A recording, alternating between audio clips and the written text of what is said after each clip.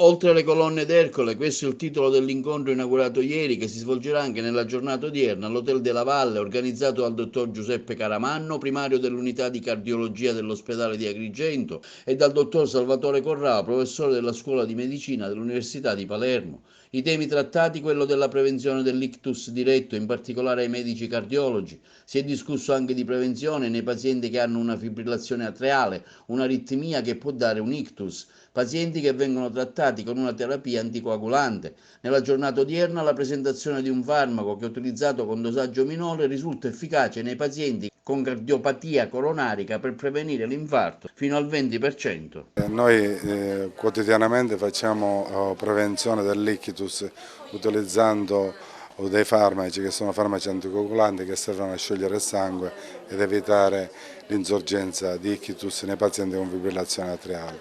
Uno di questi farmaci a basso dosaggio praticamente sarà utilizzato nella cardiopatia ischemica, cioè nel reduce dell'infarto, nel reduce dell'angina, che ha dato degli ottimi risultati riducendo la mortalità praticamente del 20% rispetto alla sola aspirina. Qual è la situazione in provincia di Agrigento in merito? Ma la situazione, noi per quanto riguarda il trattamento dell'ictus ne abbiamo già parlato un mese fa, c'è qualcosa che si sta muovendo e spero che al più presto si possa trovare un punto di incontro con la neurologia di Agrigento e quindi far sì che molti pazienti possano giovarsi, ad esempio, come ho detto prima, un mese fa, della trombochectomia meccanica. Che consigli dare per prevenire?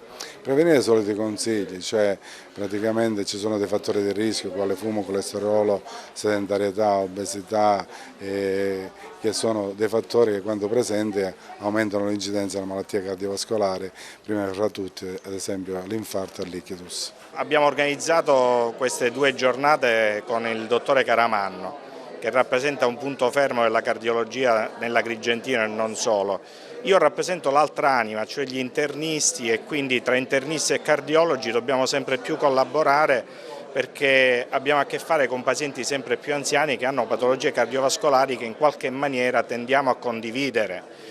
Ovviamente ci occuperemo di fibrillazione atriale, di prevenzione dell'ictus, ma parleremo anche di arteriopatia periferica, quindi saranno 2 giornate intense, cercheremo di far capire alle colleghe e ai colleghi presenti l'importanza della terapia anticoagulante perché oggi disponiamo finalmente di anticoagulanti diretti che rappresentano rispetto al passato una vera innovazione perché il paziente li può assumere in maniera molto più semplice e senza quegli estenuanti controlli del Warfarin.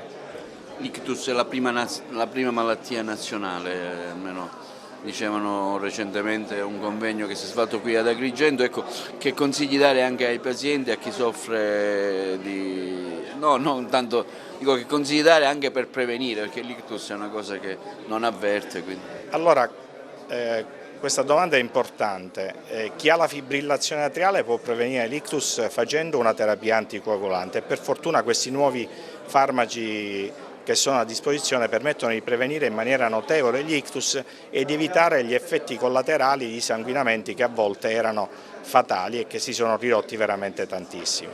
È logico che il consiglio è quello di un buono stile di vita. Una buona alimentazione, l'attività fisica, non necessariamente lo sport, ma un'attività fisica che può consistere in passeggiate di 20-30 minuti, 3-4 volte a settimana, sono dei buoni consigli. È ovvio che dobbiamo controllare tutti i fattori di rischio cardiovascolare, l'ipertensione che va controllata e per fortuna anche lì abbiamo dei farmaci estremamente efficaci e non dimentichiamo di controllare il colesterolo cattivo, cosiddetto l'LDL colesterolo, perché mantenere l'LDL colesterolo a livelli di normalità a volte sotto 100, a volte sotto 70, rappresenta effettivamente anche questo un importante fattore di rischio in grado di prevenire le malattie cardiovascolari e anche cerebrovascolari come l'ictus. È un'occasione preziosa che il professor Caramanno e il professor Corrao hanno confezionato per un aggiornamento molto puntuale e preciso sulle nuove frontiere dell'anticoagulazione per i pazienti con fibrillazione atriale. È un'occasione in cui professionisti che vengono da tutta la Sicilia e da altre parti d'Italia provano a fare il punto sulle evidenze disponibili e come queste possono essere poi rese disponibili e fruibili per tutti i cittadini che ne hanno bisogno, per quei pazienti con fibrillazione atriale che possono salvaguardare il cuore e salvaguardare il cervello con i nuovi prodotti di anticoagulazione orale come il Rivaroxaban, che è in grado di offrire una protezione sicura anche in pazienti anziani. Complimenti al professor Caramanno e al professor Corrao per averci dato questa possibilità di confronto tutti insieme. Il tema del titolo è oltre le colonne d'Ercole dell'anticoagulazione, quindi vuol dire che andremo più avanti con questi nuovi farmaci, diciamo che daranno sicuramente, insomma andremo avanti. C'è un orizzonte molto interessante per provare a ridurre il rischio di recidive dopo un infarto miocardico. Purtroppo oggi noi registriamo che la mortalità in ospedale per infarto miocardico acuto ormai è molto bassa, anche qui ad Agrigento, grazie al valore del professor Caramanno e di tutto il suo gruppo e grazie all'angioplastica che lui con oltre 1000 angioplastiche all'anno è in grado di offrire a questa popolazione, la mortalità per infarto miocardico acuto in ospedale si è molto ridotta. Purtroppo non siamo ancora in grado di ridurre la mortalità e le recidive di infarto miocardico un anno dopo la dimissione di questo paziente, come è registrato da vari dati scientifici. Oggi c'è la disponibilità di un nuovo trattamento che è il Rivaroxaban 2,5 mg 2 volte al giorno insieme all'aspirina a basse dosi, che in uno studio ultimamente registrato ha dimostrato di ridurre del 24% il rischio di recidive di infarto o di stroke, di ictus cerebrale. È una strategia terapeutica che tra qualche mese le autorità regolatorie nazionali renderanno disponibile anche in Italia, è un trattamento già disponibile in Germania.